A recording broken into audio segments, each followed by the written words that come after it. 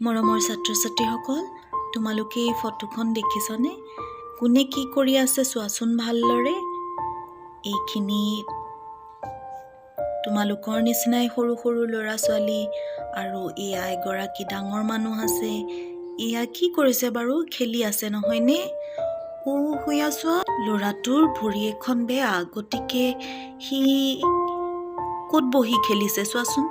এখন হুইল চেয়াৰত বহি এই ছোৱালীজনীৰ লগত খেলি আছে আৰু সি ওপৰলৈ উঠিবৰ বাবে এইখন ইমান ধুনীয়াকৈ ষ্টেপ নথকাকৈ এখন বাৰান্দাতলৈ উঠিবলৈ কেনেদৰে সুবিধাজনক কৰি দিছে দেখিছা? আৰু এইটো আমাৰ বেল নহয়নে বাৰু? আমাৰ স্কুলত আঁৰি থোৱা বেল হয়নে? আৰু এয়া আমি বিদ্যালয়ত খেলি আছো হয় নহয় বাৰু? তোমালোকে খেলি ভাল পোৱা হয়নে? বিদ্যালয়লৈ গ'লে পঢ়াৰ লগতে খেলা ধূলা কৰি আমাৰ খুব ভাল লাগে। এয়া চোৱা, বাইদেৱে তোমালোকৰ মাজত একেলগে ৰৈ খেলা ধূলা কৰি আছে।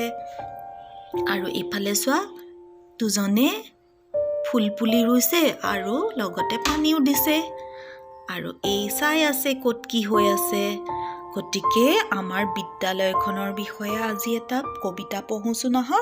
তৃতীয়মান শ্ৰেণীৰ অংকুৰণ পাঠ্যপুথিৰ প্ৰথম পাঠটোৱে হ'ল আমাৰ পঢ়াশালী। পঢ়াশালী আমি বিদ্যালয় বা স্কুল বুলিও কওঁ। গতিকে আজি আমি পঢ়িবলগীয়া যিটো পাঠ উলিয়াই লৈছোঁ, সেই পাঠটোৰ নাম হৈছে আমাৰ পঢ়াশালী। মই এবাৰ কবিতাটো গাই দিম, তোমালোকে শুনিবা দেই। আমাৰ পঢ়াশালী। আমি ফুলনিৰ নানা ৰঙী ফুল, মিলি জুলি থাকোঁ খেলি, হাঁহি ধেমালিৰে ভৰি ভৰি আছে আমাৰ এই পঢ়াশালী। সাধু আৰু গান শুনি নাচি নাচি লওঁ মজা, হাতে কামে কৰি শিকোঁ নাই কিতাপৰ বোজা। কবিতাটো পুনৰ এবাৰ তোমালোকৰ বাবে গাই দিছোঁ, মোৰ লগে লগে তোমালোকেও গাবা দেই। আমাৰ পঢ়াশালী।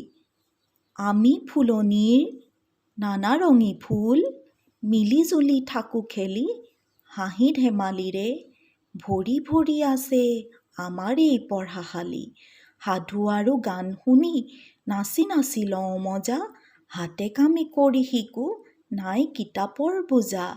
কবিতাটো শুনি তোমালোকৰ ভাল লাগিল নিশ্চয়। পঢ়াশালীখনলৈ মনত পৰি যোৱা নাইনে? আমি পঢ়াশালীত এনেদৰেই খেলা ধূলা কৰাৰ মাজেৰে পঢ়া শুনা কৰোঁ নহয়নে? গতিকে তোমালোকেও ঘৰত ভালদৰে পঢ়া শুনা কৰিবা। বিদ্যালয় যেতিয়া খুলিব তেতিয়া বিদ্যালয়তো পঢ়া শুনা কৰিবা। আৰু এতিয়া মই পঢ়াই দিয়া এই পঢ়াশালী কবিতাটো তোমালোকে কেইবাবাৰো শুনি শুনি ঘৰত মনত ৰাখিবা আৰু লগতে বানানবোৰ চাবা।